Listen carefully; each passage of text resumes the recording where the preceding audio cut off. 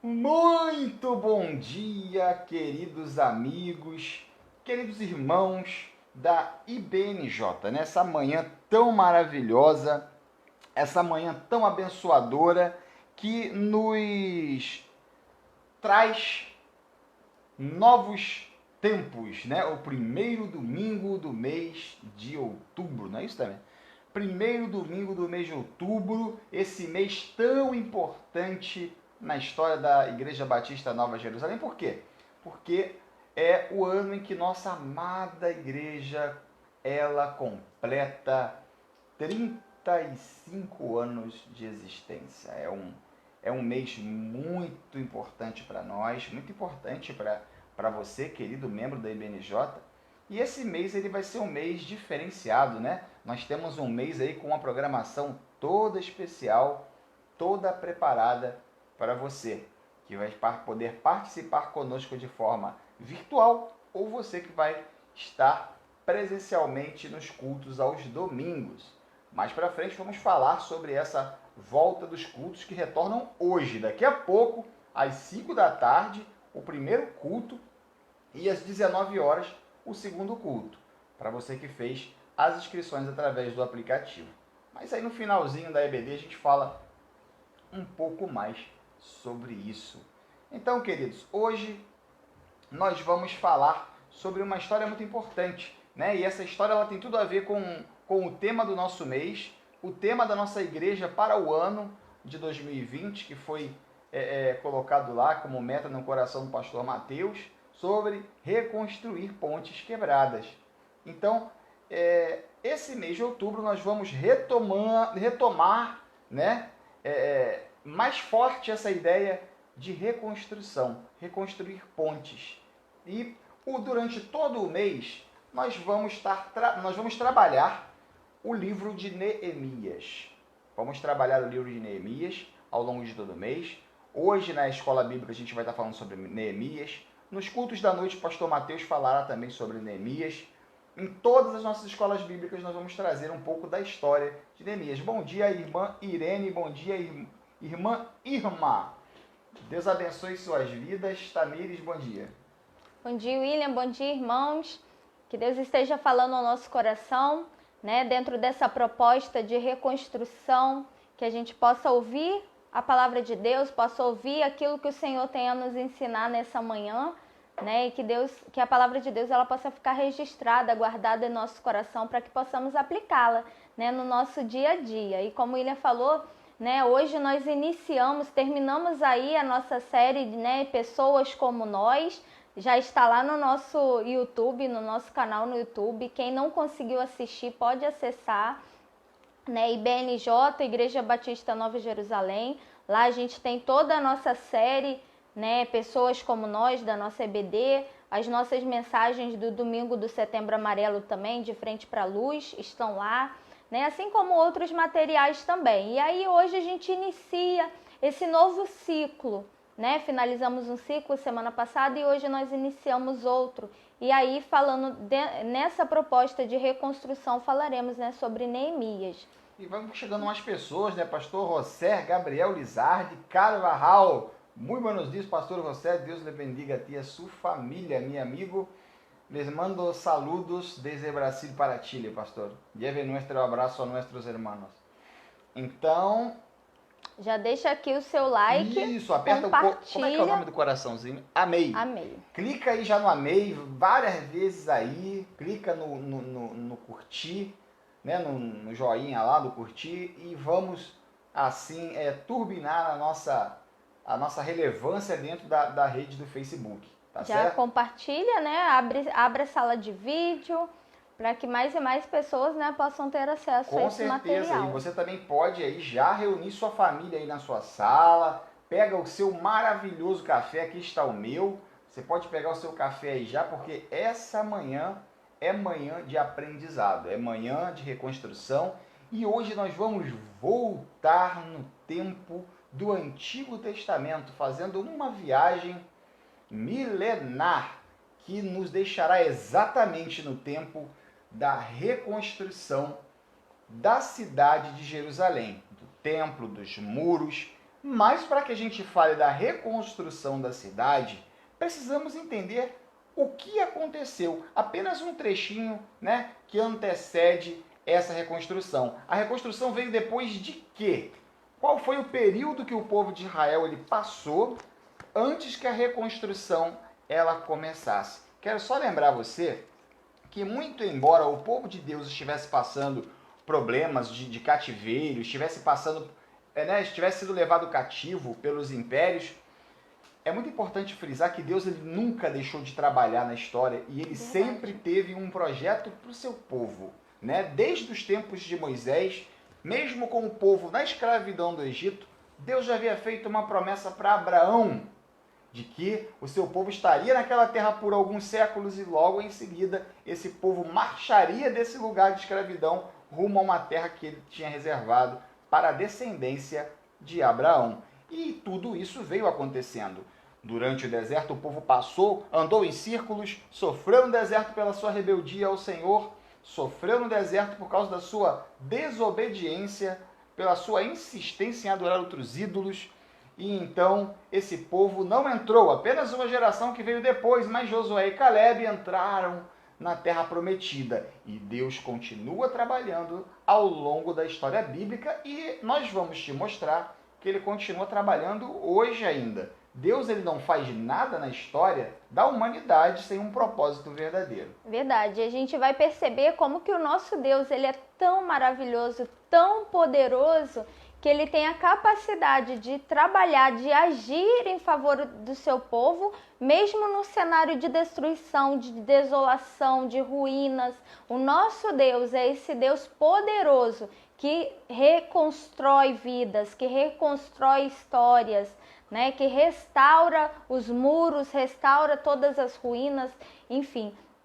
Esse é o nosso Deus, né? E a gente vai observar como que isso aconteceu na vida de Neemias, né? Vou convidar os irmãos para já pegarem sua Bíblia, abrirem lá no livro de Neemias, e a gente vai inicialmente ler o nosso texto base, que para essa lição de hoje se encontra em Neemias, capítulo 2, versículo 17. Aí depois que a gente lê o versículo base, a gente vai orar. O William vai estar orando. Pode ser que alguns irmãos tenham dificuldade de encontrar o livro de Neemias, tá? Você vem naquela série ali de reis, de crônicas, reis, você vem embora. Isso. E você vem vindo para frente e aí você vai chegar a Esdras e logo depois você vai chegar em Neemias. Isso aí. Antes dos Salmos, para facilitar um pouquinho. Isso aí. Primeira metade da Bíblia, por assim dizer. Então já procura aí, olha direitinho. Tem pessoas que têm smartphone, então ela já pode chegar no smartphone e já colocar rapidamente no livro de Neemias, assim como eu gosto muito de fazer, né? Embora eu saiba onde está, né? A tecnologia nos dá essa facilidade hoje. Bom, enquanto você está achando aí, já achou, imagino eu, né? Todos acharam aí, né? O livro de Neemias, amém? Vocês acharam? Bacana, né? Bom dia para a irmã Sandra, a irmã Rosângela, todos os queridos, irmã Cleide, todos os queridos que estão nos assistindo, que Deus abençoe a vida de cada um dos irmãos. Bom, vamos orar, vamos falar com Deus, agradecer por esse domingo maravilhoso. Tá fresquinho hoje o clima, né? Se tivesse calor a gente agradeceria do mesmo jeito, mas tá fresquinho hoje, né? Aquele frescozinho, se Deus quiser pode cair uma chuvinha hoje. Vamos agradecer a Deus por esse domingo maravilhoso de vida, por esse mês espetacular de outubro que Ele nos dá, que é o mês de aniversário da nossa igreja. Vamos falar com Deus. Senhor Jesus, muito obrigado. Te agradecemos de todo o nosso coração por, nesse mês tão importante, o Senhor ter começado a escrever a história da IBNJ. Obrigado por cada pessoa, Senhor, cada pastor, cada membro, cada irmão que colaborou com a construção dessa igreja, Senhor. que colaborou com a implantação dessa igreja. E hoje, depois de 35 anos, estamos aqui celebrando 35 anos de congregação, de comunidade cristã reunida naquele santo lugar. Ó Deus, muito obrigado por esse domingo que o Senhor nos dá um clima mais ameno, mais fresco. Muito obrigado, Senhor, porque eu sei que o Senhor trabalha em todo o tempo. Obrigado, Senhor, por conhecer as nossas necessidades. Obrigado por cuidar de nós de uma forma maravilhosa. Obrigado, Senhor, por não ter filhos prediletos. Obrigado porque o Senhor nos trata de forma igual e nos ama de igual maneira. Obrigado pela graça derramada sobre nós sem merecermos. Senhor Jesus, nos guie neste momento. Tem misericórdia de nós, Senhor, porque somos falhos, somos errôneos, mas que a Tua graça nos ilumine nessa manhã e nos permita construir conhecimento junto com o Teu povo que nos assiste nesse momento ou que pode assistir em uma outra oportunidade. Nós te pedimos isso e te agradecemos em nome de Jesus. Amém. Amém. Irmão Elias, irmã Maria do Socorro, sejam bem-vindos à nossa live. Que Deus abençoe os queridos. Então, Neemias capítulo 2, versículo 17. Esse texto vai falar um pouquinho sobre esse cenário, né? O que estava acontecendo para que Neemias se levantasse, né? Para que toda essa obra reconstrutora se iniciasse. Durante todo esse mês a gente vai estudar Neemias, tá, gente? Isso aí. Mas nossa EBD vai ser uma EBD totalmente voltada aí para o livro de Neemias e para a exposição desse livro. Quem ainda não teve a oportunidade, né, de ler o livro, fica aí o nosso convite. Leiam, estudem, né? Se quiserem, podem mandar dúvidas, né? Se tiverem dúvidas, envia pra gente. Podendo, a gente vai com o maior prazer responder. E aí que os irmãos estejam lendo também, né, para conhecer cada vez mais e mais esse cenário. Bom dia, pastor Alexandre Marques, meu amigo pastor Alexandre, bom dia, Glaucinha. Muito bom dia para vocês. Vamos lá, também. Vamos à nossa leitura. Vamos lá. Neemias capítulo 2, versículo 17, diz assim: Então lhes disse: Estás vendo a miséria em que estamos, Jerusalém assolada e as suas portas queimadas? Vinde, pois, reedifiquemos os muros de Jerusalém e deixemos de ser opróbrio. Então, esse é o cenário em que Neemias se levanta, né, para essa obra. E aí a gente vai, né, como estamos hoje a nossa primeira aula sobre Neemias, vou trazer um pouquinho do panorama desse livro, né, alguns conhecimentos históricos que vão ajudar também, né, a nos colocarmos nesse tempo histórico para entendermos, né, tudo o que está acontecendo. Lembrando aos amados que toda a Bíblia, ela tem uma história, irmãos. E a história bíblica, ela não pode ser ignorada. O texto bíblico, ele jamais, e agora falando como um professor da EBD, um seu professor, a Bíblia ela jamais pode ser entendida de forma separada, com versículos aleatórios, espalhados. A Bíblia ela foi escrita em um contexto histórico e cultural. Então é muito importante que quando você leia a Bíblia, você se preocupe em entender o contexto, né, em que aquele texto ele foi escrito. E isso vai facilitar demais a tua compreensão da sequência das histórias. É verdade, como a gente fala, né, a Bíblia ela é como uma coxa de retalhos, né? Então, várias pecinhas que se encaixam. Então, por isso é tão importante a gente se colocar nesse período histórico. E aí, Neemias, inicialmente na Bíblia judaica, os livros de Esdras e Neemias, eles compõem apenas um único livro.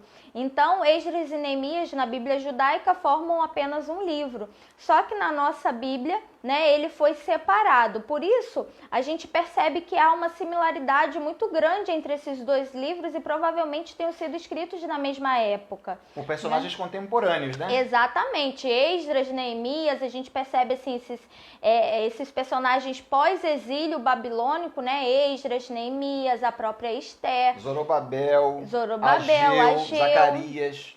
Exatamente. São personagens que estão, né, que escrevem nesse contexto depois do exílio babilônico. Como nós já falamos, né, e falamos mais especificamente quando estudamos o livro de Abacuque, né, naquele cenário Abacuque, né, está falando antes do exílio, né, falando da destruição que viria. Os irmãos que nos acompanham saberão, né, sobre isso que a gente falou. E aí o povo vai para o exílio, ficam lá 70 anos, né, desde o período da queda de Jerusalém até a volta deles para Jerusalém, da volta do cativeiro, então 70 anos no cativeiro babilônico.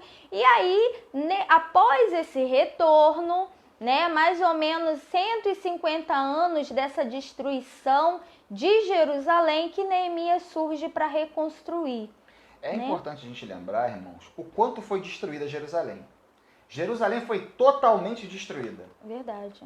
Totalmente. Muros, o templo, da glória de Salomão, né? Aquele templo que Salomão se preocupou tanto, que Davi tanto sonhou construir. Esse templo foi totalmente destruído, os utensílios foram levados, Verdade. entendeu? Aqueles utensílios de ouro que utilizavam, né, para oferecer ao Senhor, para adorar ao Senhor, esses utensílios eles foram levados e foram usados para beber vinho. E a gente tem até Nabucodonosor aí pegando utensílios desses aí durante o exílio e usando para práticas terríveis. Então, assim, a situação de Israel era terra arrasada.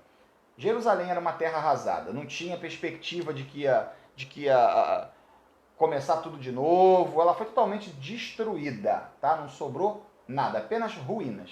Exatamente. E aí, mais ou menos, né, nesses 150 anos após essa destruição, esse período de destruição, Neemias se levanta, né, para essa reconstrução. Esdras e Neemias nesse contexto. Então, assim, o livro, tanto de Esdras quanto de Neemias, eles são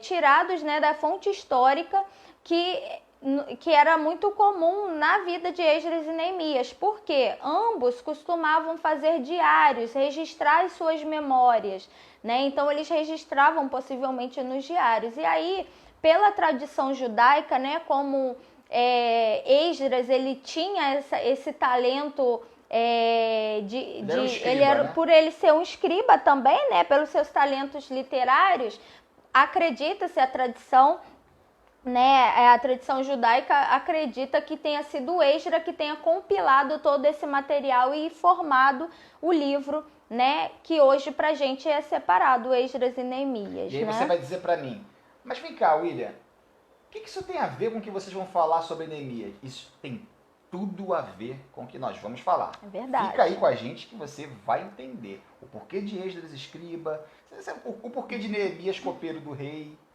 Vamos em frente, vamos em frente. Verdade, o nome Neemias significa, né, Jeová tem confortado, Jeová conforta, né, o Senhor tem confortado. E se aplica bastante, né, com relação à missão que ele vem executar. Porque era né? um tempo difícil, né, Tamires? Era um tempo em que o povo, ele estava 70 anos cativos. Durante esses 70 anos, muitas gerações antigas morreram. Sim. E muitas gerações novas nasceram. Verdade. Ou seja, a língua original, o hebraico antigo, ele cada vez morria mais. A identidade do povo de Deus estava praticamente perdida.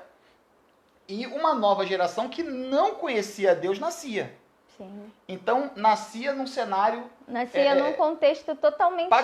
Pagão, exatamente. Né? Outro idioma, outros costumes, né? Totalmente outras culturas. Diversas. E o culto ao Senhor, ele havia acabado, ele havia sido destruído também. Né? Não só o templo físico foi destruído, como o templo espiritual do povo, a coluna espiritual do povo, que eram as leis de Deus, foram destruídas dentro de cada um. Verdade. E aí o objetivo desse texto é exatamente desse livro, né? O livro, claro que ele é escrito bem depois, né, da história se passar, ele é escrito lá em aproximadamente 430 e 400 a.C., mas o objetivo desse livro é exatamente encorajar esses judeus que haviam retornado do exílio, esses judeus que estavam retomando suas vidas, que estavam reconstruindo a sua nação, se reconstruindo enquanto povo, né? E aí eles estavam se reestabelecendo, né, em sua terra, em Jerusalém. E aí esse livro é escrito exatamente para encorajar esse povo, para mostrar para eles que, embora ainda estivessem, né, sob o domínio persa, ainda assim o Deus de Israel, o Deus de seus pais, o Deus que eles confiavam ainda continuava cuidando e conduzindo a história deles, conduzindo esse projeto redentor. A gente sabe que o plano de Deus sempre foi resgatar o seu povo, né? Esse projeto redentor de Deus, ele vem se repetindo ao longo da história do povo de Israel. E nesse período não é diferente. Então o livro ele é escrito exatamente para encorajar esses judeus que haviam retornado, para dizer que, olha, embora vocês estejam sob o domínio medo-persa, o Deus de Israel, ele tem movido todas as pessoas, ele tem movido a história e conduzido as pessoas e a história para que a sua obra redentora continue se aplicando, né, na vida de Israel, do povo de Israel, para reconstruir essas ruínas, né, para restaurar as vidas deles, para restaurar a história, não só num contexto, né, de bens materiais, não só no contexto da reconstrução dos muros, das cidades, das casas, mas no contexto também de uma reconstrução espiritual. E fica muito claro isso, né? Tanto no livro, a gente vai falar muito ao longo desse mês, fazendo essa abordagem de Esdras e Neemias, porque eles, né, as histórias elas se encaixam, elas se cruzam. E aí a gente percebe que o Deus de Israel, o Deus da história, o Deus redentor, ele continua conduzindo toda a história, né, para que esse seu projeto de redenção, de restauração do povo, ele venha a ser aplicado, né, ele venha a ser executado. E aí, no livro de Neemias, a gente encontra 3 grandes temas, né? O primeiro deles, a reconstrução, que é o objetivo de Deus na história da redenção, né? Então é o projeto de Deus reconstruir e redimir todo aquele povo, né? O povo que estava retornando ali dos 70 anos de cativeiro. E é importante dizer que esse povo, eles vão para o exílio por conta da idolatria, né? E quando eles voltam, essa foi um dos aprendizados que eles tiveram, né? Que somente o Deus de Israel era digno de louvor e adoração. E aí a idolatria, né, é uma das coisas que a gente percebe que eles aprenderam que não deveriam adorar outros deuses, né? Com certeza. E assim, a restauração, queridos, o agir de Deus, ele sempre se dá, na maioria das vezes, na história do Antigo Testamento e até do Novo, ele se dá no contexto de destruição. O caos está estabelecido e Deus, ele mostra que ele está cuidando de tudo. Mesmo que os nossos olhos estejam vendo todo o caos, em meio ao caos, Deus, ele traz a paz e ele mostra que ele cuida da gente. Então, ele já, no coração de Deus, o exílio do povo, Deus já sabia o que aconteceria depois do exílio e o que o exílio traria de ensino para o povo. Então, o povo tentava ali aos poucos, né, catar os cacos que sobraram, primeiramente de suas vidas particulares, né, de suas casas, onde elas estavam destruídas, e por aí foi. E Deus estava mostrando que, ao longo da história, ele não queria só restaurar as casas, por mais que Jerusalém, ele era uma identidade de Israel. A cidade de Jerusalém e o templo, eles funcionavam como um tipo de identidade para aquele povo. Identificavam eles como povo de Deus. Então Deus estava restabelecendo muito mais do que eles imaginavam. É verdade. E aí a gente percebe, né, que no projeto redentor de Deus, a reconstrução ela é essencial. Reconstruir aquilo que havia sido quebrado, aquilo que estava destruído, né, ou até mesmo, né, mal feito ou quebrado, né? E aí faz parte, esse processo de reconstrução faz parte da obra redentora de Cristo.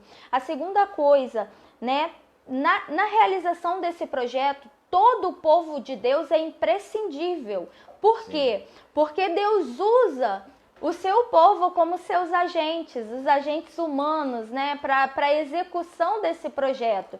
Então é importante para você que está nos ouvindo que você entenda que você, independente daquilo que você faça, independente das suas qualidades, Deus ele conta com você nessa obra de reconstrução, de redenção. Ah, mas eu não tenho importância nessa obra, eu não tenho nenhum talento, eu não sei cantar, eu não sei pregar, eu não sei fazer nada, eu sou inútil. Como que eu posso ser aproveitado nessa grande obra, Tamires? O Deus da obra, ele te criou desse jeito e te escolheu desse jeito porque você tem uma importância muito grande nesse projeto.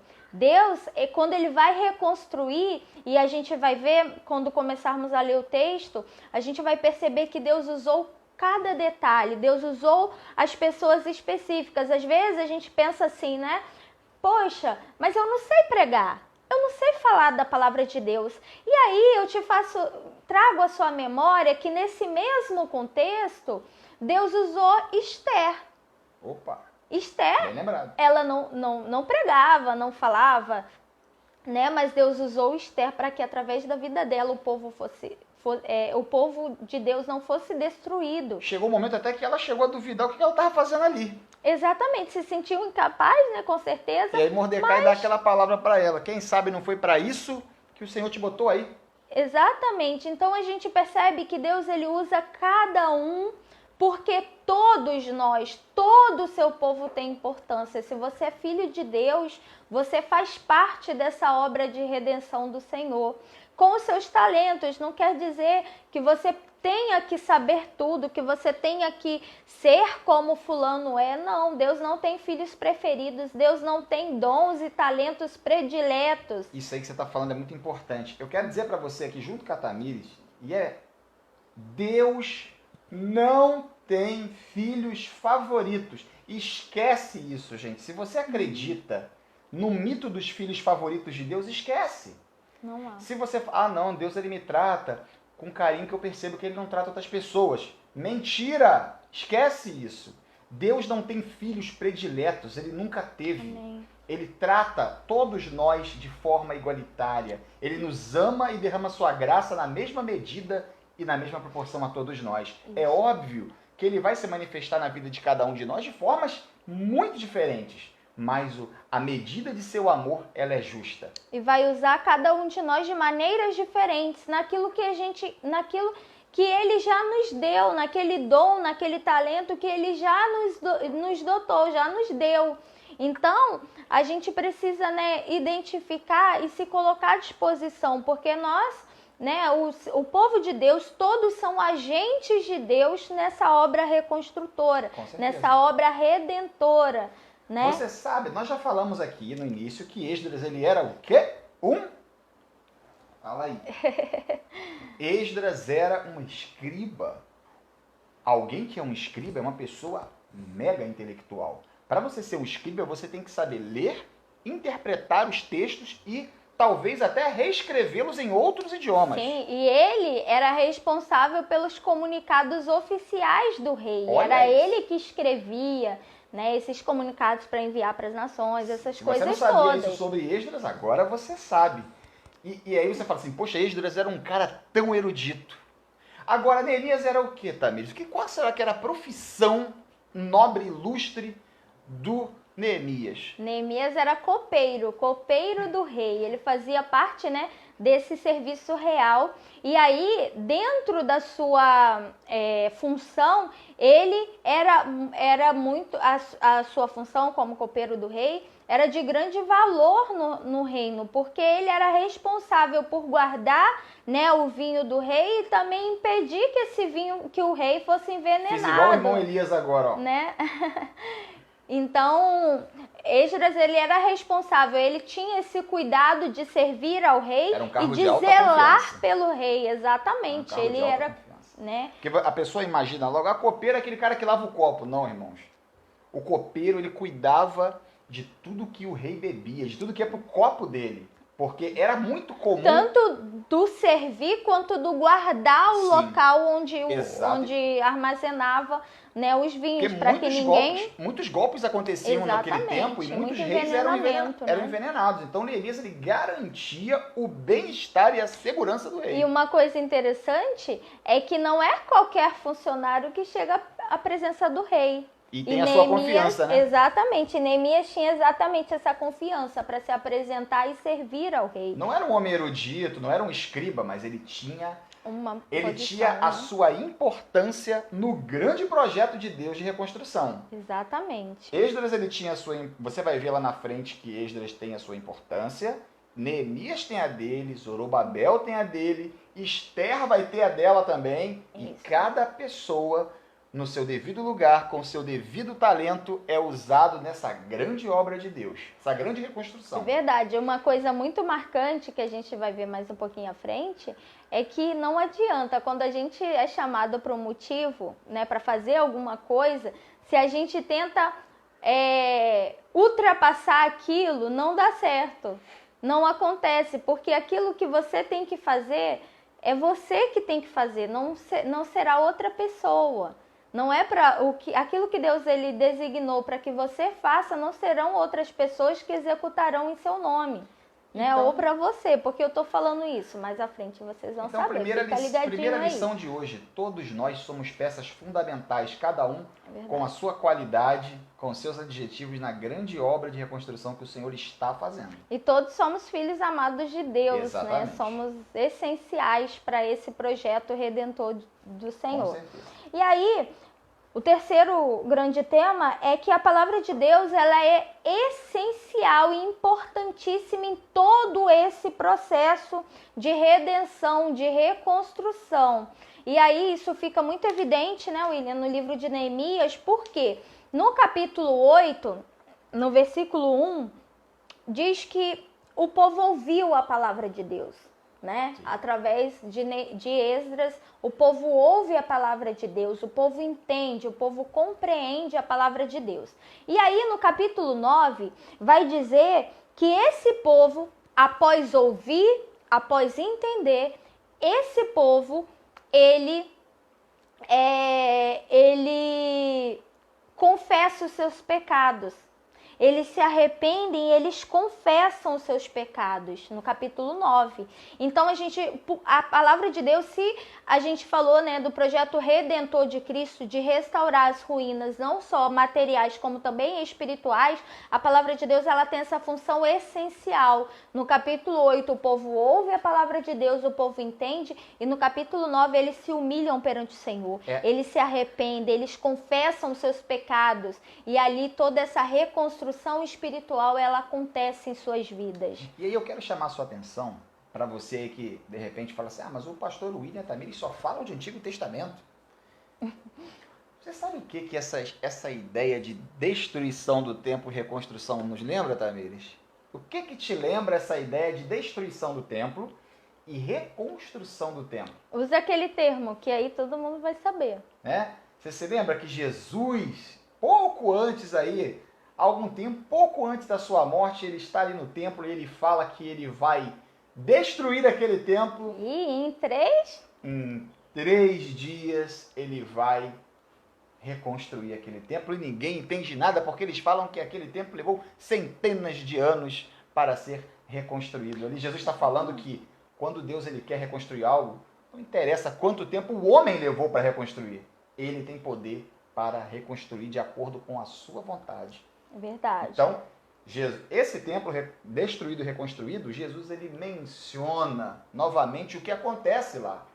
Olha isso. Você já tinha prestado atenção nisso? Se não, preste atenção aí agora. Jesus ele menciona Neemias lá. O que aconteceu? A reconstrução. Jesus falou da destruição e da reconstrução. Só que Jesus falava naquele momento de um outro templo. Exatamente. Ele estava falando sobre a sua morte. E aquele templo ali seria destruído e reconstruído em 3 dias. Verdade. Nele todas as pessoas, né, seriam salvas, seriam redimidas, né? E aí, irmãos, o livro de Neemias, ele é dividido em 3 etapas, né? A primeira, do capítulo 1 ao 7, ele vai falar sobre a reconstrução dos muros. Capítulo de 8 a 10, a renovação da aliança, a reconstrução espiritual, vamos dizer assim. E o 11 ao 13, o reavivamento da nação. E aí, é importante, né, a gente está atento que ao longo desse mês, né, a gente vai estar falando sobre isso. E aí eu gostaria de voltar um pouquinho no nosso versículo-chave, né? Tem uma informação importante nesse versículo que nós lemos, o versículo 17 do capítulo 2. Então lhes disse, estáis vendo a miséria em que estamos, Jerusalém assolado e as suas portas queimadas?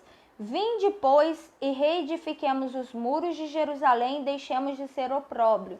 Então aqui nesse texto, quando ele fala das portas queimadas, está exatamente fazendo alusão àquela destruição do templo quando Jerusalém é totalmente destruída por Nabucodonosor e o povo é levado cativo.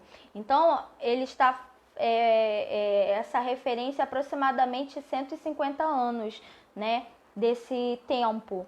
E aí, a gente agora vai começar, né, retomar, né, a lição propriamente dita. Vou convidar os irmãos para voltarem um pouquinho aí, capítulo 1 de Neemias, versículos de 1 a 3.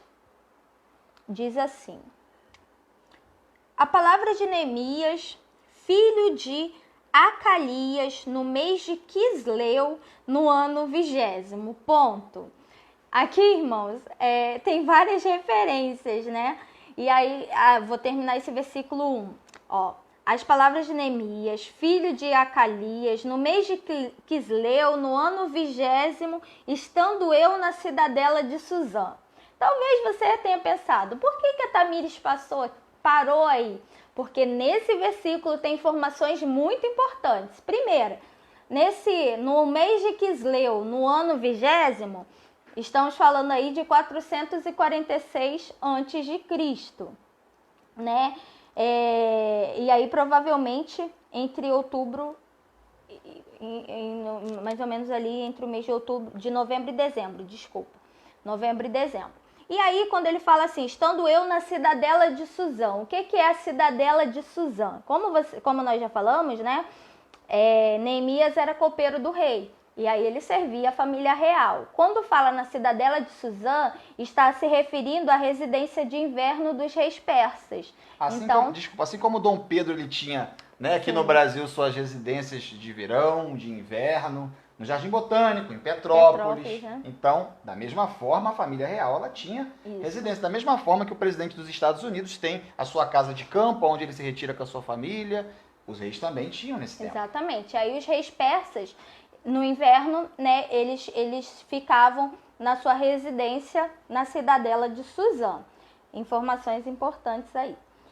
Veio Anani, um de meus irmãos, com alguns de Judá que lhes com alguns de Judá. Então lhes perguntei pelos judeus que escaparam e que não foram levados para o exílio e acerca de Jerusalém. Disseram-me, os restantes que não foram levados para o exílio e se acham lá na província estão em grande miséria e desprezo. Os muros de Jerusalém estão derrubados e as suas portas queimadas. Ou seja, o cenário era o pior possível para Jerusalém. Muros derrubados, tudo queimado. A lei já não existia mais. Você está percebendo isso? Não tinha mais lei, não tinha mais culto a Deus. A fé já nem existia mais porque o povo... Isso porque o povo tinha perdido a sua identidade. Exato. Eles ficaram 70 anos, muitos filhos nasceram, muitos pais morreram, né? E eles estavam crescendo num contexto pagão. Eles não sabiam, né? De outra cultura. Eles não sabiam o quão importante eles eram na história de Israel. E tem um fato importante que nessa história o povo perde inclusive aquilo que mais refletia a sua identidade, que era a sua língua mãe, a sua língua, né, o seu idioma oficial, né? Você pode perceber que, historicamente, até o exílio se fala o hebraico antigo entre o povo de Israel, tá? Isso são informações mesmo, tá, irmãos? Nós temos amigos que são judeus, que são mestres de sinagoga, e a gente já conversou até com eles a respeito disso, mesmo após ter estudado. E, de fato, o hebraico antigo, ele estava, durante o exílio babilônico, praticamente morto. Todas as crianças novas que nasciam, elas não ouviam as histórias que os pais contavam. Você lembra lá que o ensinamento era passado de pai para filho? Durante o exílio, isso para. E isso reduz muito. Verdade. E daí você vai começar a entender a relevância de Esdras em todo esse projeto, sendo uma escriba. Verdade. Pode continuar. Então, assim, o povo estava extremamente humilhado. Tamires leu aí do versículo 1 ao 3 que o povo estava extremamente humilhado. O povo vivia um momento de destruição e humilhação. É verdade. A gente vê, né, como que Neemias ele tem um papel fundamental nesse período. A gente percebe, Neemias primeiro, ele servia ao rei. Então aqui a gente já começa, ele já saiu lá da capital provincial, da capital, né? E ele já vai para a casa de inverno. O que eu tô falando? Ele tinha algumas regalias, ele tinha, por conta do seu serviço, ele servia ao rei. Então a sua vida estava ótima. E quando ele ouve a história do seu povo, quando ela chega até ele, como que ele fica? Ele não precisava nem saber, ele poderia simplesmente não querer nem saber do seu povo, mas ele se preocupa. E aí ele pergunta sobre esse povo. E uma coisa que mais nos chama a atenção é que, né, quando é o que acontece depois a isso, que a gente vai ler mais à frente, né, que quando ele pergunta sobre o povo de Israel e seu irmão conta, ele fica extremamente triste, ele fica extremamente comovido com a situação que seu povo está. Não é simplesmente aquela pessoa que fala assim, vai dar tudo certo, tadinho do povo, mas comigo tá tudo bem. E aí a gente continua. No versículo 4 aí, lê pra gente, né? Tá mesmo, por favor, 4 ao 10. Capítulo 4. Versículo 4. Capítulo 1, versículo 4 ao 10. Tendo eu ouvido essas palavras, assentei-me, chorei e lamentei por alguns dias. Estive jejuando e orando perante o Deus dos céus e disse, Senhor dos céus, Deus grande e temível, que guarda a aliança e a misericórdia para com aqueles que te amam e guardam os teus mandamentos. Estejam, pois, atentos os teus ouvidos e os teus olhos abertos para acudires à oração do teu servo, que hoje faço à tua presença, dia e noite pelos filhos de Israel, teus servos, e faço confissão pelos pecados de Israel, os quais temos cometido contra ti, pois eu e a casa do meu pai temos pecado, temos procedido de todo corruptamente contra ti. Não temos guardado os mandamentos, nem os estatutos, nem os juízos que ordenastes a Moisés, seu servo. Lembra-te da tua palavra que ordenastes a Moisés, seu servo, dizendo, se transgredirdes, eu vos espalharei por entre os povos. E isso aconteceu e eles sentiram na pele. Mas, se vos converterdes a mim e guardares os meus mandamentos e os cumprirdes, então, ainda que os vossos rejeitados estejam pelas extremidades dos céus, de lá os ajuntarei e trarei para o lugar que tenho escolhido, para ali fazer habitar o meu nome. Estes ainda são teus servos e o teu povo que resgatastes com teu grande poder e com a tua mão poderosa. Senhor, estejam, pois, atentos os teus ouvidos à oração do seu servo e a dos servos que se agradam de temer o seu nome. Concede que seja bem-sucedido hoje o teu servo e dá-lhe mercê perante este homem. Neste tempo, eu era copeiro do rei. E aí a gente vê, né, como que Neemias ele reforça a sua função. E aí, quando ele escuta falar, né, ele escuta sobre a situação que Israel estava vivendo, ele se comove, ele age em favor daquele povo. Como eu falei, repito, ele não precisava, porque na vida dele estava tudo bem. Mas ele toma uma atitude, ele se coloca na brecha pelo seu povo, por aqueles descendentes, por aquelas pessoas, né, que Deus havia escolhido para si. Então, a gente aqui já começa tirando, né, mais uma grande lição dessa história. Às vezes algumas pessoas chegam a nós com algum problema ou relatando, né, a gente fica sabendo da miséria de alguém, a gente fica, tadinho de fulano, tudo vai passar, fulano vai ficar bem. É só um momento. E aqui a gente vê que Neemias, ele se coloca na brecha pelo seu povo. Ele se põe a orar e a jejuar. Aqui quando ele, no versículo 4, ele diz assim, versículo 5, então disse eu, Deus dos céus, fazendo referência ao Deus, né, o Deus dos seus antepassados, o Deus de Israel, né? E aí, mais à frente, ele fala que guardas a aliança e a misericórdia, realmente fazendo aliança ao Deus da aliança, um Deus que tinha uma aliança com o seu povo de Israel. E aí ele diz que ele se põe a jejuar e a orar perante esse Deus. Hoje, o que queremos trabalhar junto com vocês é qual tem sido a sua postura diante de tudo que tem acontecido. Porque, irmão, para muitos a igreja, no tempo de pandemia, é uma terra arrasada. Para muitos. Mas para o Senhor não.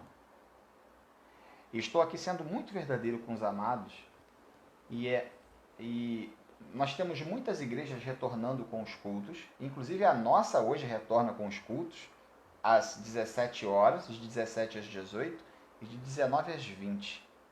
Mas eu quero dizer para você que muita gente jamais retornará. Muitos jamais retornarão para os templos. Ou porque o Senhor os levou, né?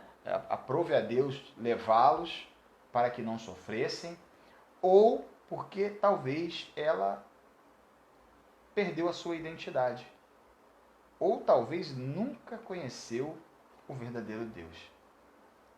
Muitas pessoas desanimaram pelo caminho. A pandemia, ela nos espalhou, vamos dizer assim, né?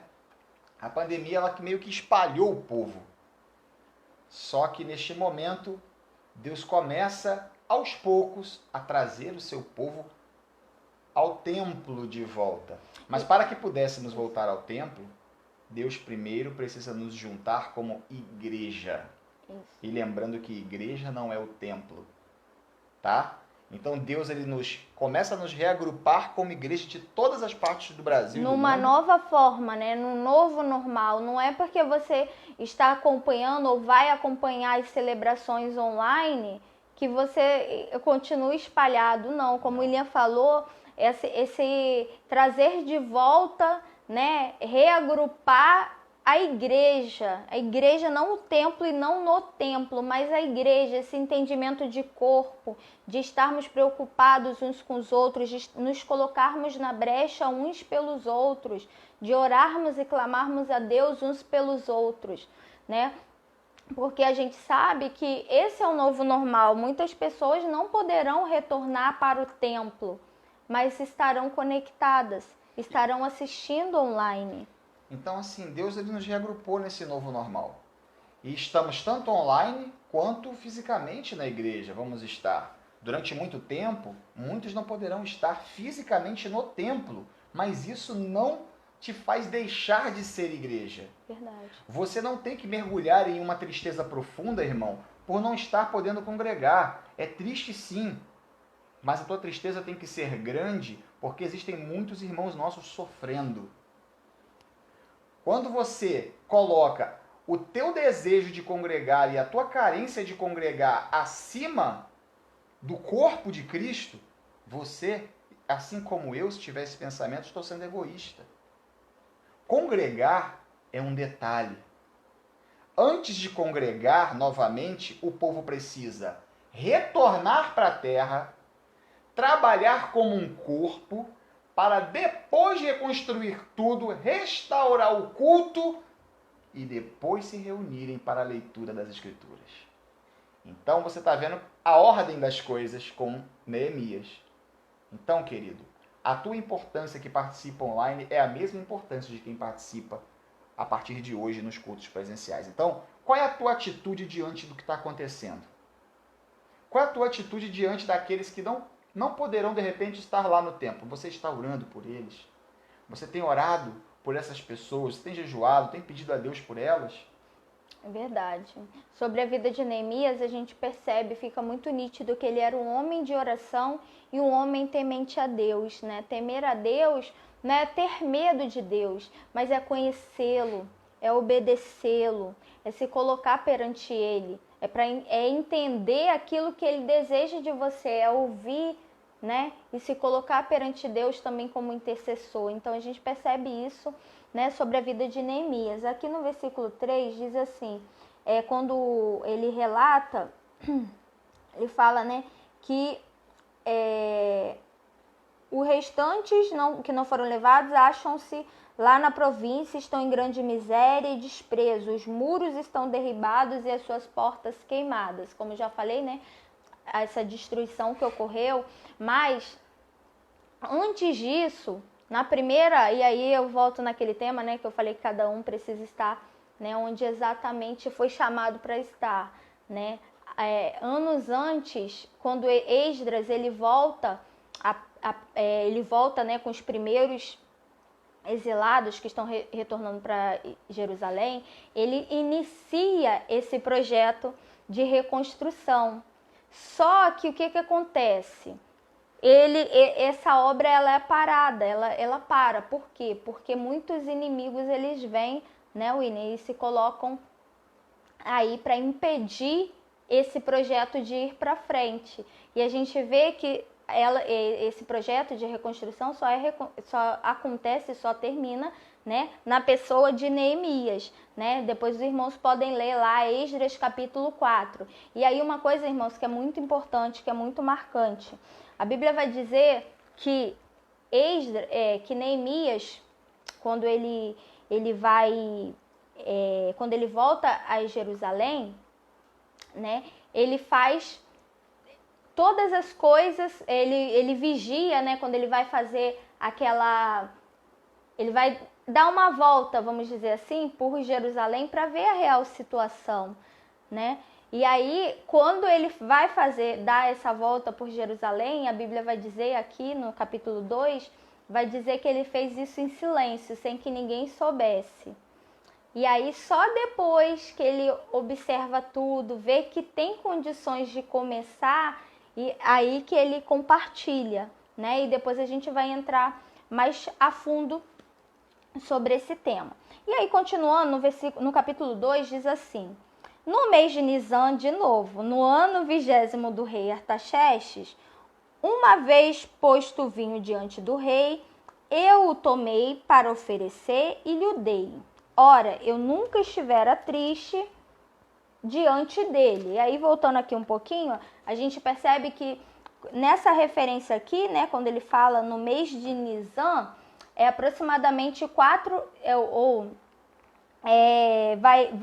nesse mês de Nisan aqui, vai ser aproximadamente entre março e abril, né? Praticamente 4 meses depois que ele inicia o seu período de oração. Sim. Então a gente percebe que não foi uma coisa momentânea, uma coisa não é mágica.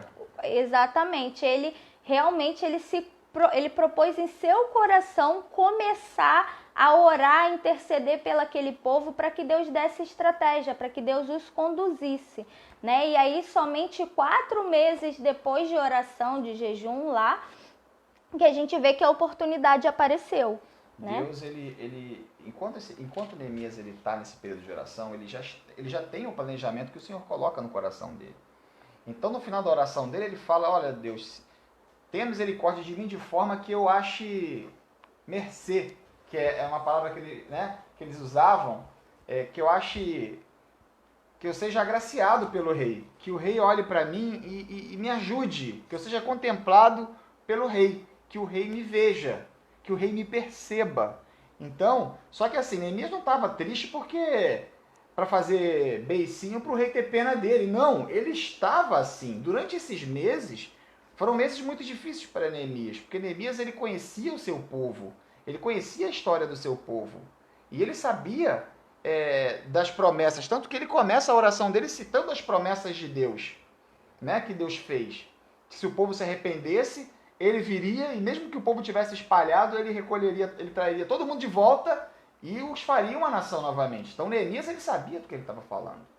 Ele não tinha, não era alguém que não conhecia, o Neemias ele conhecia. Então, quando Neemias, depois desses 4 meses, Neemias no seu coração ele tem um projeto, ele tem um plano. Só que a primeira coisa que ele faz é orar. Ele não saiu contando para todo mundo o plano, falando, vou fazer, vou acontecer. Não. Neemias primeiro ele ora. Para que Deus desse a estratégia. Para que Deus desse a estratégia e para que Deus abrisse a porta exata, a porta de providência exata e no tempo exato, para que então ele pudesse dar início a esse planejamento. E como ele teve paciência, né? Esperou ali 4 meses e aí depois desses 4 meses é que o rei percebe, ele fala, nunca antes me apresentei, nunca antes estive triste diante do rei, mas nesse dia aconteceu. Foram aproximadamente 4 meses, irmãos, de preparo espiritual, de conexão com Deus, de entender o que Deus queria dele, de entender como que ele poderia fazer parte dessa reconstrução. Na verdade, Neemias ele nem sabia que ele seria usado para a reconstrução, mas durante esse tempo ele se colocou a falar com Deus e receber a orientação do Senhor, do que o Senhor esperava dele. E Deus, né, como a gente sempre fala, dia após dia, Deus ia mostrando e revelando o próximo passo a ser dado, né? Abrindo a porta e direcionando. E aí eu te pergunto, você tem orado para que o Senhor revele a você o que Ele quer fazer através da sua vida nesse novo normal? Você tem se colocado na brecha a clamar a Deus para que a obra redentora dele aconteça, seja, né, realizada através da sua vida? Tem se colocado, né, como instrumento, como agente de Deus nessa obra de reconstrução? O que nós queremos botar caminhar para o final de hoje é para que você entenda que Deus, ele é o Deus da provisão. Deus, ele é o Deus que se preocupa com seu povo ao longo da história. Ele não tem filhos prediletos. Deus, ele sempre olha o macro. Deus, ele nunca olha o micro. Nós olhamos o micro. A visão de Deus, ela é imensa. Nós não podemos alcançar a visão dele. Os caminhos dele são mais altos que o nosso. Enquanto você consegue enxergar apenas a resolução do teu problema, Deus, ele, através da resolução do seu problema, já pensa na resolução de problemas de milhares de pessoas, através da tua vida. Então, Deus, ele trabalha assim, ele trabalha de uma forma que nós não conseguimos acompanhar. Então, Deus, ele está ao longo da história observando tudo e preparando o cenário para uma grande restauração e avivamento. Mas isso teria um início. A oração, o coração de Neemias, a vinda de Esdras, primeiramente, antes de Neemias para Jerusalém. Verdade. Neemias começa a tentar restaurar o culto, mas a obra é impedida e fica 15 anos parada. E aí, continuando, o rei me disse: por que está triste o teu rosto se não estás doente? Tem de ser tristeza do coração. Então temi sobremaneira. E lhe respondi: viva o rei para sempre. Como não me estaria triste o rosto se a cidade onde estão os sepulcros dos meus pais está assolada e tem portas consumidas pelo fogo? Disse-me o rei: o que me pedes agora? Então orei ao Deus dos céus e disse ao rei: se é do agrado do rei, e se o teu servo acha mercê em tua presença, peço-te que me envie ajudar a cidade dos sepulcros dos meus pais, para que eu a reedifique. Então o rei, estando a rainha sentada junto a ele, me disse: quanto durará a sua ausência? Quando voltarás? Aprove ao rei enviar-me e marquei certo prazo. Aqui a gente vê que, além de tudo, né, Neemias também tinha o seu projeto, né? E quando o rei pergunta para Neemias: tá ok, eu vou te ajudar, mas eu quero saber o seguinte de você agora. Quanto tempo você vai ficar fora? Qual o prazo aí para acabar tudo isso aí? Já tinha. E a rainha já pergunta: quando que você volta? Ou seja, Neemias estava pensando em ir e o rei estava falando: quando que você volta? Mas ele já tinha também, né, o planejamento pronto. Ele já e tinha aí orado ele dá, e tinha planejamento. Né? E aí um ponto marcante é que ele fala: eu orei ao Deus dos céus e disse ao rei. Então a gente percebe que Neemias não tomava nenhuma decisão sem pedir a direção de Deus, né? E aqui ele fala: quando voltarás? E eu marquei certo prazo. Então já estava ali, né, tudo no planejamento. E disse ao rei: se ao rei me parecer bem, deem-se-me cartas para os governantes da além do Eufrates, para que me permita passar e entrar em Jerusalém, como também carta para Asaf, guardas da mata do rei, que me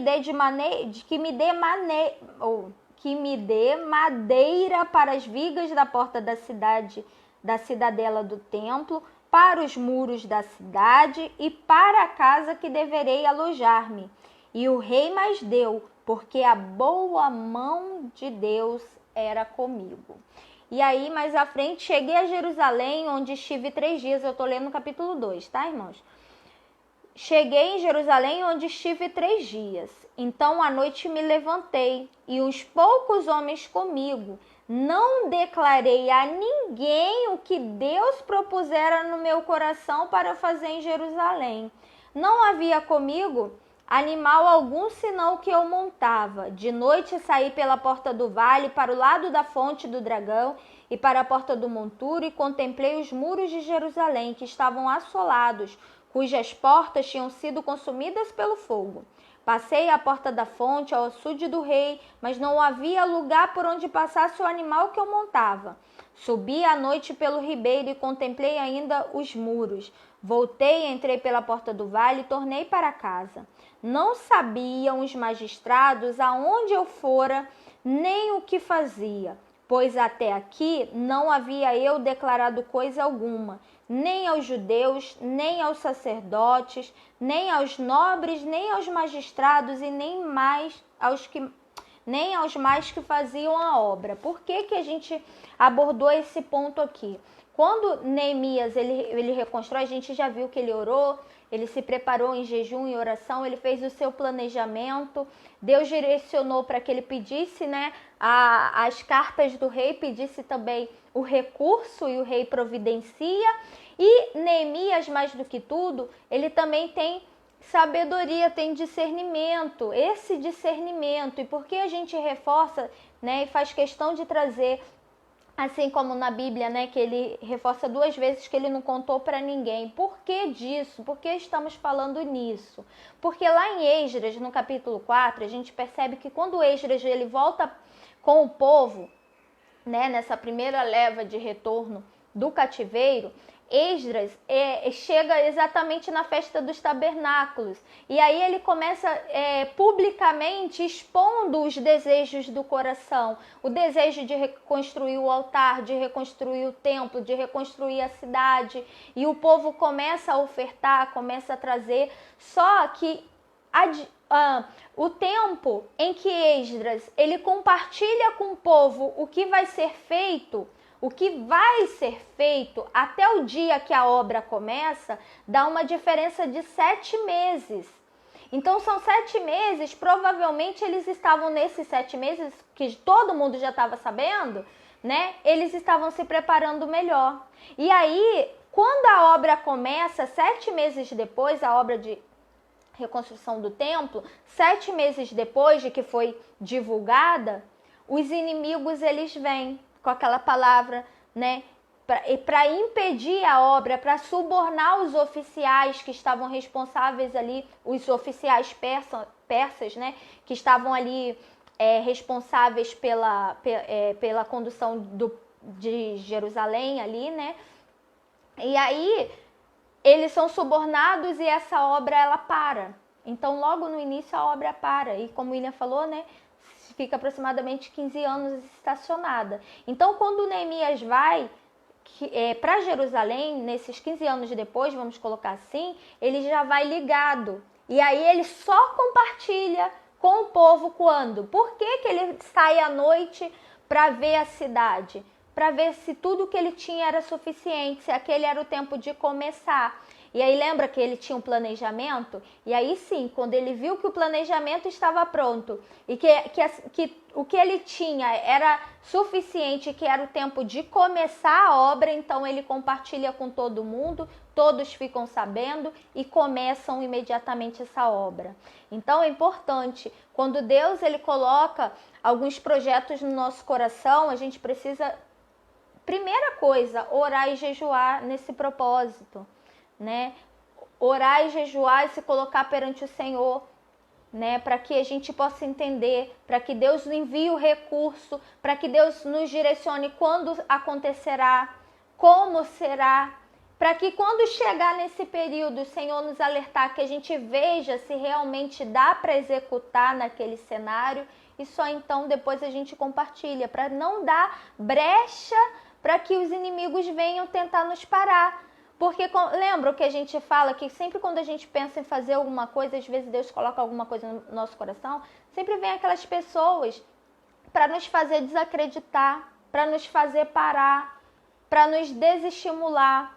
Então a gente precisa tomar cuidado também com isso, nós precisamos ser prudentes, né? Ser prudentes nesse sentido.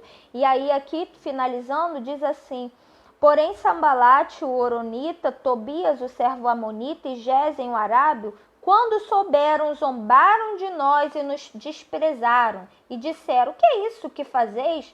Quereis rebelar-vos contra o rei? Então lhes respondi: o Deus do céu é quem nos dará bom êxito. Nós, seus servos, nos disporemos e reedificaremos. Vós, todavia, não tendes parte, nem direito, nem memorial em Jerusalém. E aqui essas referências a esses três, né, que se levantam, é exatamente para dizer que Neemias nesse período estava cercado de inimigos. Essa referência à sua nacionalidade exatamente deixa claro esse posicionamento geográfico, né? Um do norte, sul, leste, para dizer que Neemias estava cercado de inimigos. Então, amados, Deus, estamos retornando o culto no templo. Deus nos deu estratégia durante todos esses meses que estivemos parados. Estivemos em oração.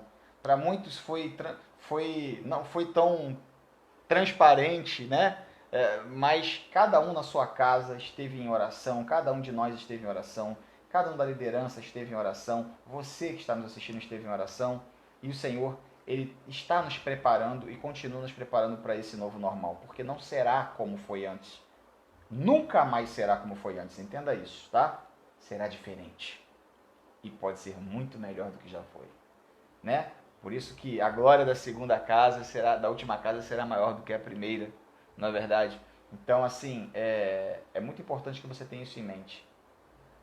Nós vivemos um novo tempo. Nós vivemos um novo normal.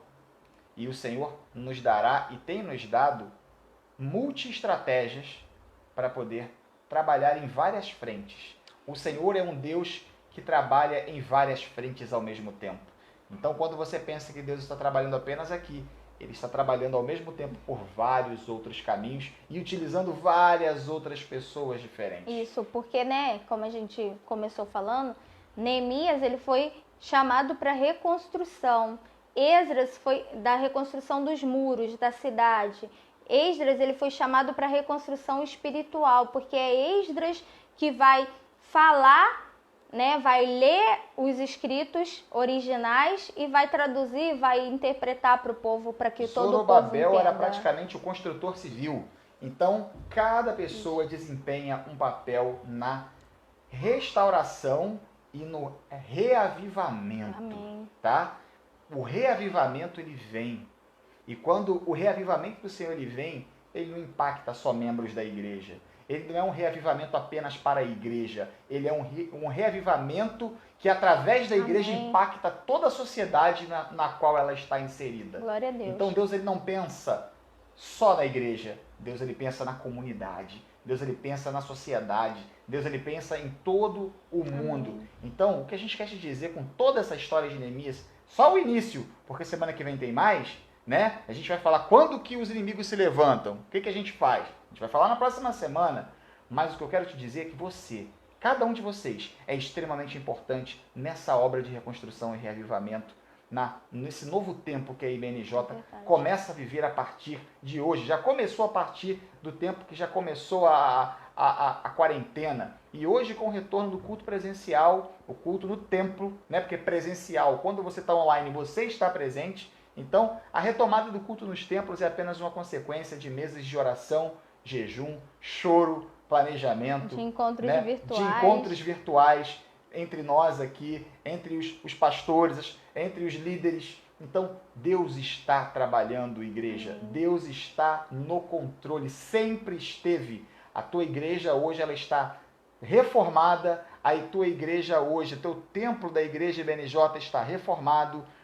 Existem grandes surpresas para que vocês vejam. Não vou dar spoiler, não vou falar o que tem de novo lá, porque você vai ver quando você entrar, você vai se emocionar, você vai chorar, você vai sentir o mesmo que aquele povo sentiu quando ouviu a palavra de Deus vindo do altar. Então, isso não muda a importância de você que estará em casa online. Você é tão importante quanto aqueles que estarão presentes no templo, porque você está lá, eu estarei lá também, presente através da internet. E hoje, especificamente, depois de tudo que aprendemos com Neemias, eu quero te convidar para fazer parte dessa obra, do jeito que você é, Amém. Da forma que o Senhor te chamou, com o talento que Ele lhe deu. Glória a Deus. Nem todo mundo é pregador, nem todo mundo é construtor, nem todo mundo é escriba, nem todo mundo é copeiro do rei. Existe lugar e espaço para todo mundo nessa reconstrução. Amém. E eu gostaria muito que você fizesse parte dessa obra redentora, dessa reconstrução, para que o Senhor possa cada vez mais, através de nossa igreja, ser glorificado Amém. na nossa sociedade, na comunidade em que nós estamos inseridos como igreja. Então, queridos, hoje à noite nós teremos a Ceia do Senhor. Ela será celebrada às 17 horas e às 19. Porém, a transmissão ao vivo da Ceia do Senhor será no culto das 19 horas, tá bom? Então, você que vai assistir online, começa às 19 horas e vai ter a ceia. Tivemos hoje pela manhã, de 9 às 10, a irmã Rosa e o irmão Joaquim, e aqui ficam os nossos agradecimentos aos amados pela disposição de estarem ali. Distribuíram máscaras e os kits, né? Os kits IBNJ, que leva máscara, leva garrafinha, leva o item da Santa Ceia, Tamires, também, né? O pão da Santa Ceia, a garrafinha, para que você participe na sua casa. Mas nós gravamos um vídeo falando que se você não pôde pegar você não pode pegar os elementos hoje de 9 às 10, você pode comprar o pão, tá? Relembrando que você que é membro da IBNJ, né? Você está em comunhão com Deus e com a igreja, você pode pegar os elementos, comprar o pão lá, cortar o quadradinho, comprar o suco de uva, sim, o do mercado. E aí colocar lá no copinho, né? Para você e para sua família, desde que estes sejam membros da igreja IBNJ ou membros de outras denominações que estejam em comunhão com Deus e com suas respectivas igrejas, e você pode preparar essa Santa Ceia, para que no momento que o pastor Mateus falar assim, olha, levante o pão, apresente o pão, aí você pega o seu pãozinho na sua casa e apresente. Apresente a Deus agora o suco de uva, que representa o sangue de Cristo. E aí você levanta e junto com todos nós vamos participar, né, com a Santa Ceia do Senhor. Pastor Mateus lá na igreja, lá no templo, reunido com parte da igreja e a outra parte da igreja que não pode ir. E eu agradeço a você que está respeitando essas medidas de segurança, essas recomendações, e Deus ele vai te honrar. Amém. Eu sei que a saudade é grande, né? Mas o momento é crítico ainda. Então, assim, você na sua casa vai pegar o seu pãozinho, o seu suco de uva, junto com seu marido, com sua esposa, com seus filhos, né? E vai ali participar. Então, irmãos, reforçando, não é porque não deu tempo ou não pôde ir à igreja buscar o kit que você não vai participar da ceia. Você vai elaborar, né, o elemento, o suco de uva, o pãozinho, para participar junto conosco na transmissão online às 19 horas. Então, assim, a recomendação é essa para você, tá bom? Frisando de novo, quem pode participar da ceia? Você que é membro da igreja IBNJ, está em comunhão com Deus, em primeiro lugar, e com a sua igreja. Isso é muito importante. Eu não sou membro da IBNJ, pastor. Eu sou membro de outra igreja e eu quero participar da ceia do Senhor que vai ser transmitida. Então você vai comprar o pão, você vai comprar o suco de uva, vai separar os elementos, deixar prontinho aí, para no momento que o pastor estiver lá celebrando a ceia, você possa também estar na sua casa. Se você for membro de outra igreja, você tem que estar em comunhão com Deus e com a sua respectiva igreja. Amém. Tá certo? E o mais importante, examine o homem a si mesmo, e então coma do pão e beba do cálice. Outro aviso importante, irmãos, é que para aqueles que se inscreveram, lembrando que para participar do culto tem que se inscrever no link lá, né, de inscrição, que a gente já disponibilizou aqui nas nossas Para hoje redes. Já acabou, tá?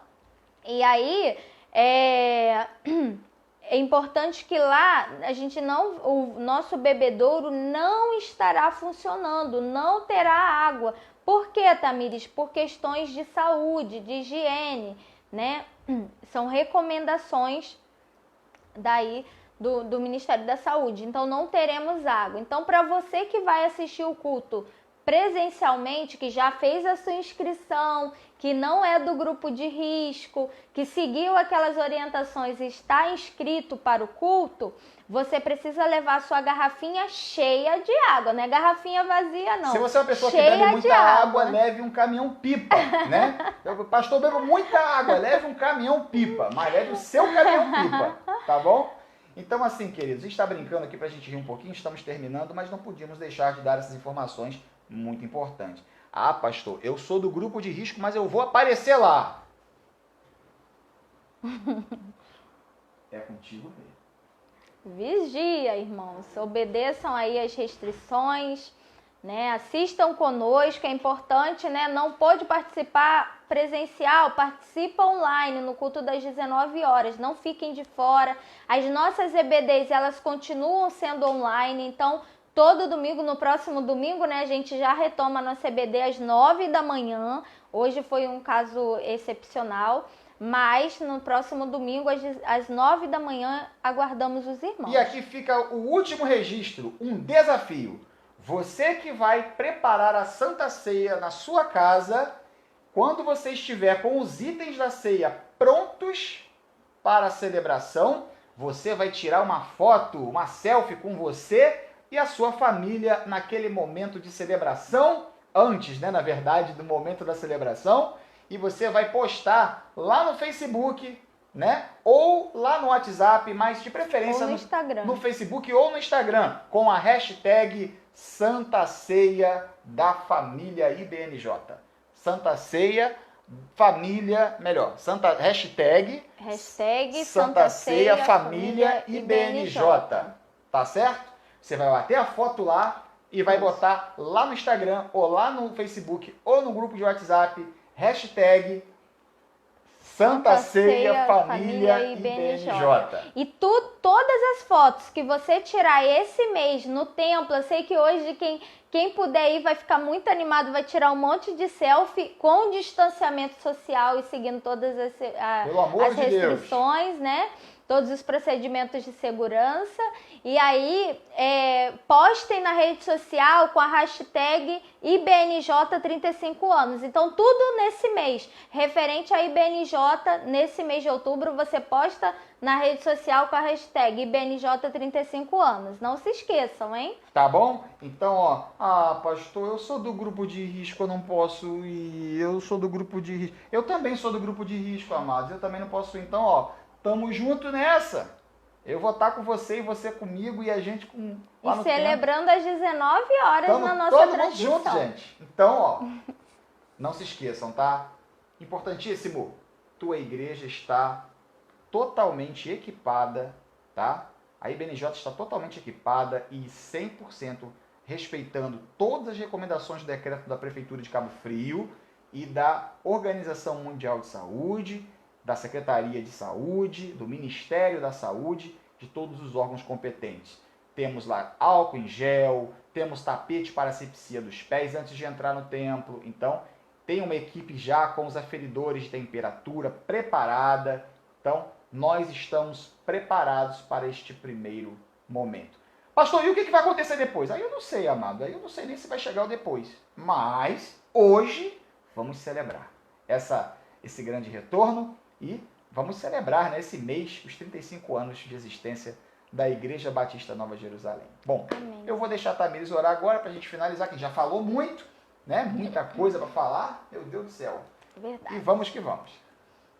Vamos orar. Senhor Jesus, muito obrigada, meu Pai, pela Tua palavra. Obrigada, Jesus, porque o Senhor conta conosco para essa obra de redenção. Para nós é um privilégio, meu Pai, poder fazer parte dessa obra, daquilo que o Senhor tem feito nesse mundo, meu Pai. Nós nos colocamos perante o Senhor. Deus, sabemos sim que temos muitas limitações, mas nós também reconhecemos que nós somos escolhidos por Amém. Ti e que o Senhor nos ama e quer contar conosco com o nosso jeitinho, com as nossas falhas, com as nossas habilidades, com os nossos talentos, com os dons que recebemos do Senhor. Do jeito que somos, o Senhor deseja nos usar. Deus, nós repreendemos em nome de Jesus todas as palavras contrárias, meu Deus, todas as palavras malditas, todas as palavras de desânimo, meu Pai, de desencorajamento, que o Senhor repreenda em nome de Jesus. Nós repreendemos em nome de Jesus, meu Pai. Nós declaramos, meu Deus, que só o Senhor tem poder e autoridade para falar a verdade sobre a nossa vida. E nós recebemos do Senhor a nossa identidade. Nós somos filhos amados do Senhor e o Senhor nos ama do jeito que nós somos. O Senhor conta conosco do jeito que nós somos. Deus, cuida da tua igreja. Muito obrigada porque hoje nós retomamos os cultos presenciais. Obrigada por esse momento incrível, meu Pai, de celebração que o Senhor está nos permitindo. Que em nome de Jesus a igreja do Senhor possa estar reunida, meu Pai, quer seja presencialmente, quer seja online, meu Pai, mas que estejamos todos no mesmo espírito, no mesmo propósito, meu Pai, que é celebrar o Senhor, é dar glórias ao Senhor por tudo que o Senhor tem feito em nossas vidas. Deus, continue abençoando o teu povo, continue nos sustentando, abençoando nossa saúde, meu Pai, nos fortalecendo todos os dias. Cuida da liderança da IBNJ, usa-nos para a tua glória. Em nome de Jesus que nós oramos e agradecemos. Amém.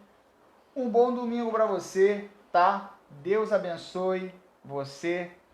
Deus abençoe você de forma poderosa. Olha lá, eu sou do grupo de risco, mas vou. Estou com a toalha de mesa da ceia. Beijos. Glória a Deus, isso aí, irmãos. Queridos, Deus abençoe sua vida. E tenha um ótimo almoço. E hoje desejo que você tenha aquele ótimo almoço, o almoço mais batista de todos os tempos, que é o estrogonofe de frango com batata palha. Deus te abençoe. Beijo. Vai com Deus.